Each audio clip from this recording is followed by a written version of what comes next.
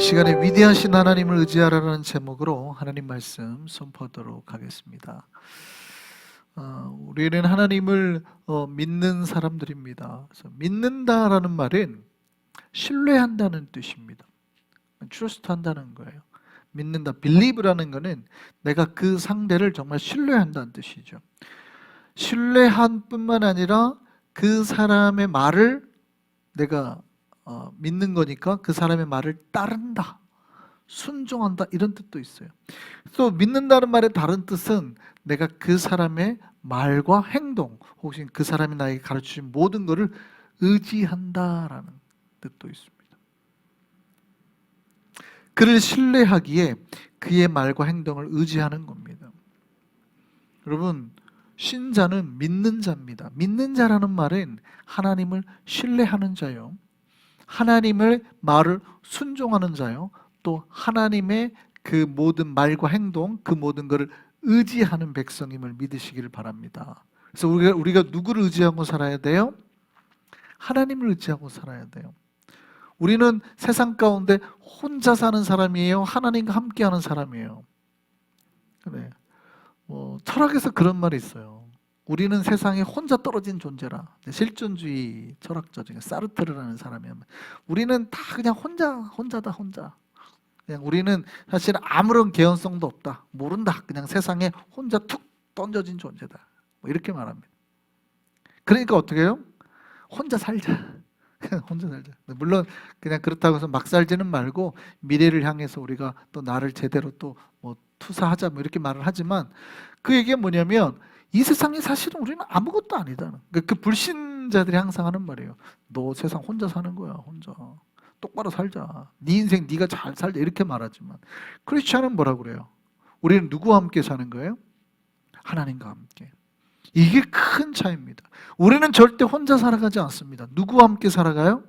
하나님과 함께. 그래서 하나님 앞에 살아가는 존재들, 하나님을 믿고 살아가는 존재들, 하나님을 의지하고 살아가는 존재들입니다. 이걸 믿으시기를 소망합니다. 그래서 자기 힘을 믿는 게 아니라 하나님을 의지하고, 하나님을 의지한다는 건 하나님을 이렇게 기댄다는 뜻이죠. 하나님을 기댄다는 뜻이에요. 그러니까 내가 하나님을 기대고 이렇게 살아가는 존재라는 뜻이에요. 하나님의 힘을 내가 좀 지칠 때 어깨를 얹을 수 있잖아요. 친구가 있으면 똑같죠. 내가 힘들 때 하나님 앞에 이렇게 기대면서 갈 수 있는, 그게 크리스천이에요. 크리스천. 우리는 절대 혼자가 아니에요. 믿으시기를 바랍니다. 제가 여러 운동을 좋아하는데 운동 중에는 혼자 하는 운동도 있어요. 검도 같은 게 그렇죠. 검도 같은 거는 나하고 상대하고 딱 이렇게, 물론 맞대고 하지만 혼자 하는 거란 말이에요. 근데 이제 운동 같은 거에는 같이 하는 운동들이 있어요. 그게 이제 동호인들이 한국에 있을 때 많이 했던 거는 배드민턴, 테니스 이런 거죠. 물론 싱글 게임도 있지만 동호인들은 대부분 다 복식으로 합니다. 복식으로.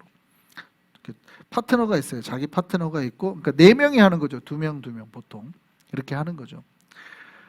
그러면 내가 혼자 게임하는 게 아니기 때문에 반드시 내 파트너를 신뢰해야 됩니다. 믿어야 되는 거예요. 저 사람이 내가 이렇게 움직일 때 저 사람이 저렇게 저쪽으로 움직일 거라는 걸 믿어야 돼요. 배드민턴은 특히 이제 그러는데 자기 한 명이 뒷사람 멀리 딱 좋게 공이 셔틀콕이 날아오잖아요. 그럼 어떻게 해요?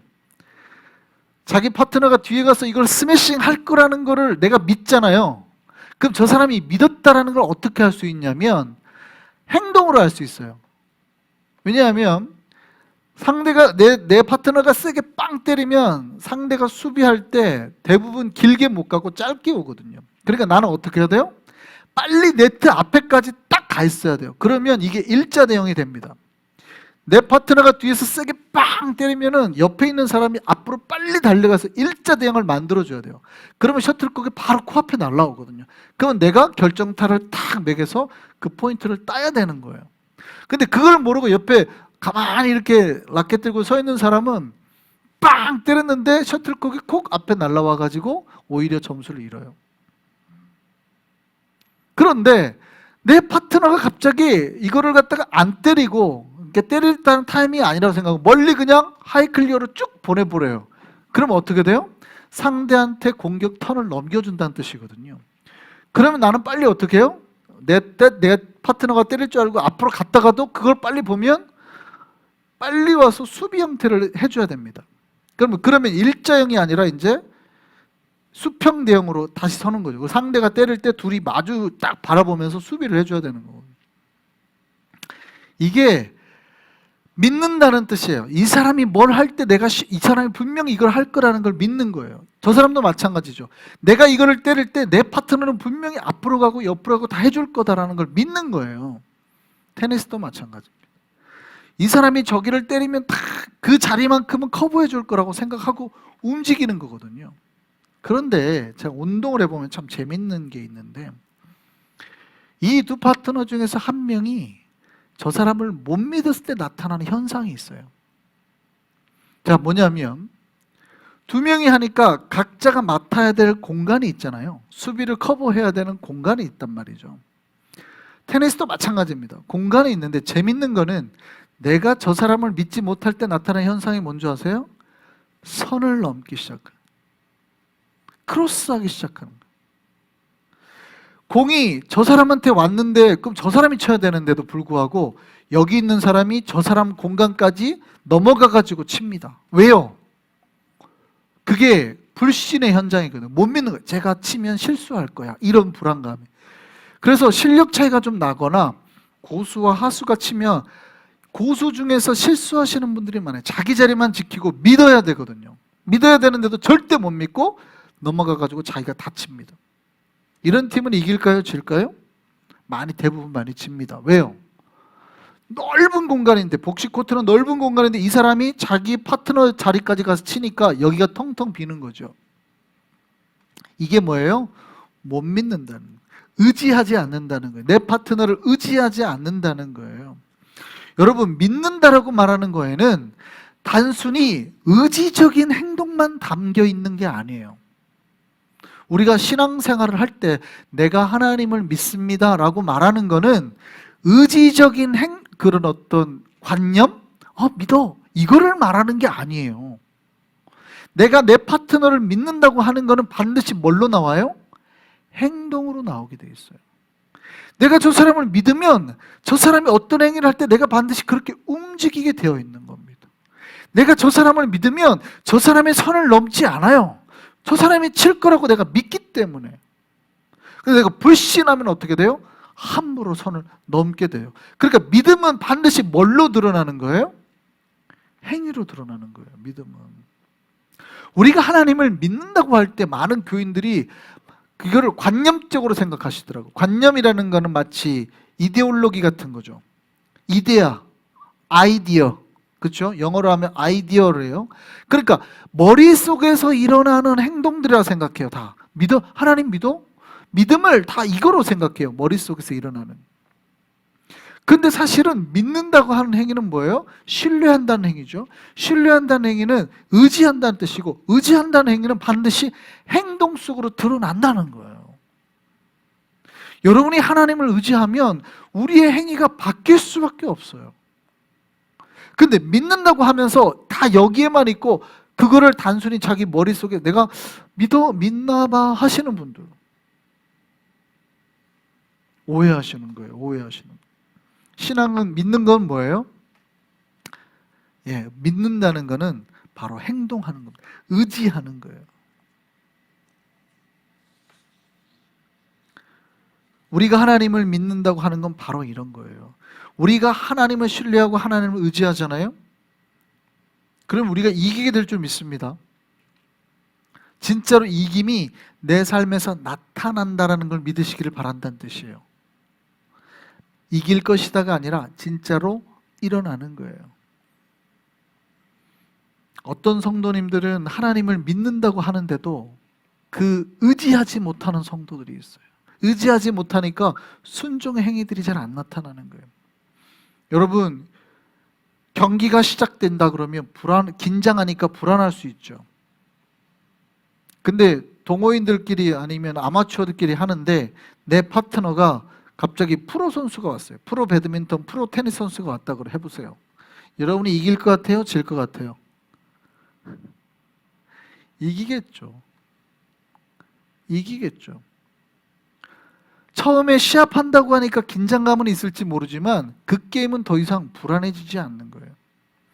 여러분, 하나님께서 내 편이 되주시고 하나님께서 나와 함께 한다는 말 속에는 하나님이 내 파트너가 된다는 뜻이잖아요. 그러니까 어떻게 해요? 내가 싸움에서 이겨요, 져요? 이긴다는 뜻이에요. 신자는 혼자 있지 않다 그랬잖아요. 신자는 삶에서 하나님과 함께하는 사람이라고 그랬잖아요. 하나님이 내 파트너가 되어서 나와 동행해 주시면 우리가 이겨요, 져요? 이긴다는 거예요. 믿으시기를 바랍니다. 그러면 우리 삶의 행위가 어떻게 돼요? 바뀌어야 되겠죠. 불안해하는 몸짓을 보이면 안 되겠죠. 선을 넘는다거나 이런 게 아니라 그가 알아서 해줄 걸 믿고 나는 내 일을 하면 되는 거예요. 내가 해야 될 일, 저 파트너와 함께 해야 될 일만 신경 쓰면 되는 거예요. 하나님이 원하시고 나에게 말씀하시는 것만 나는 그대로 순종하고 행하면 되는 거예요. 그럼 우리의 삶에 승리가 일어나게 될 줄 믿습니다.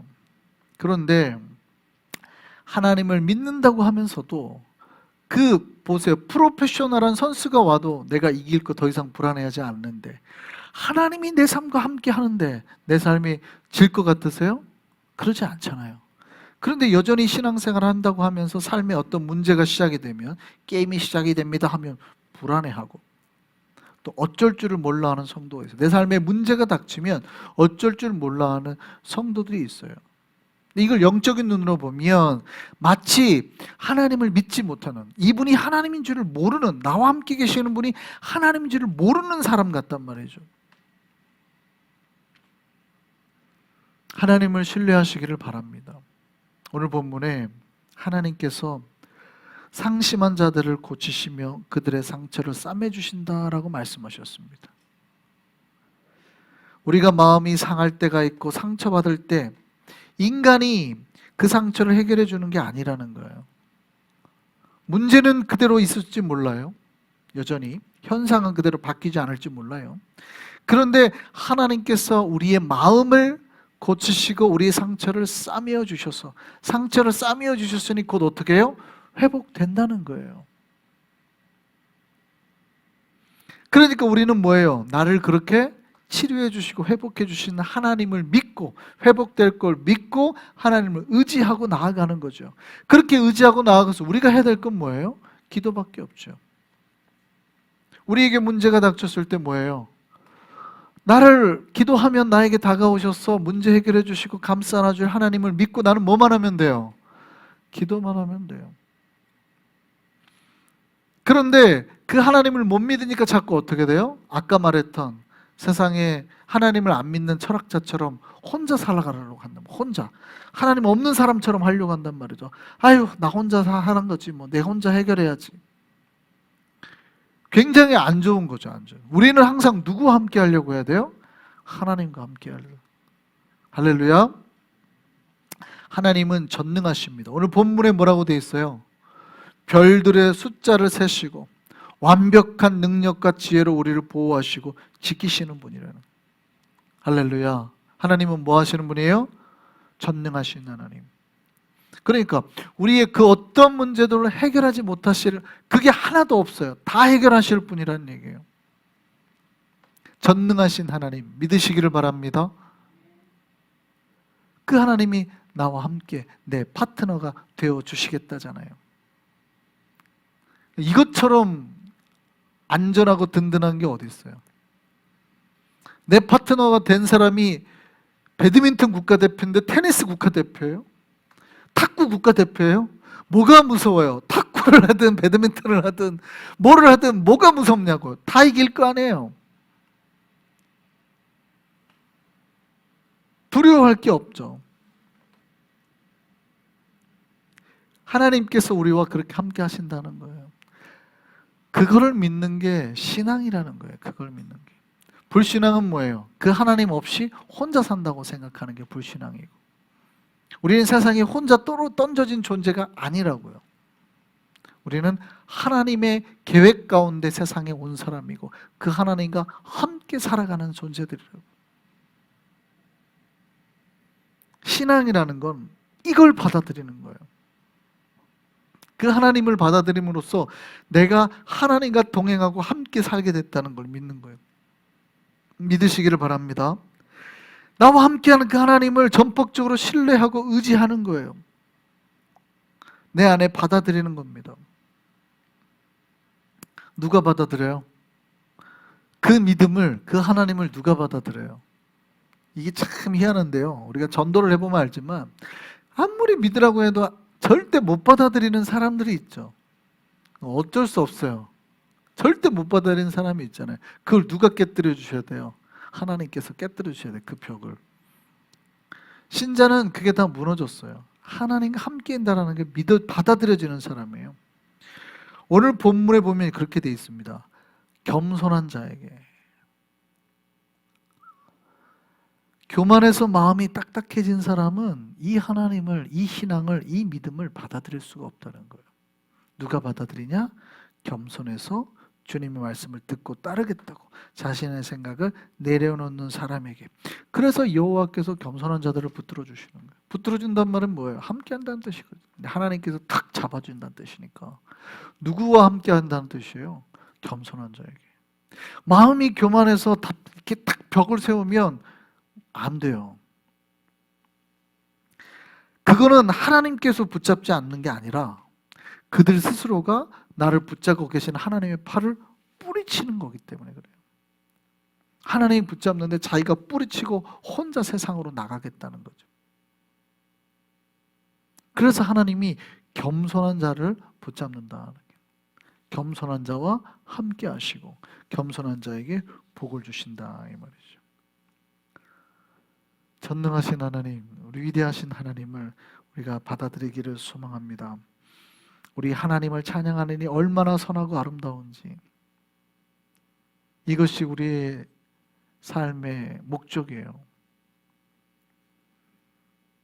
위대하신 하나님을 우리가 신뢰하고 믿고 받아들이고 그 하나님을 찬양하면서 영광을 돌리면서 사는 우리가 되기를 바랍니다.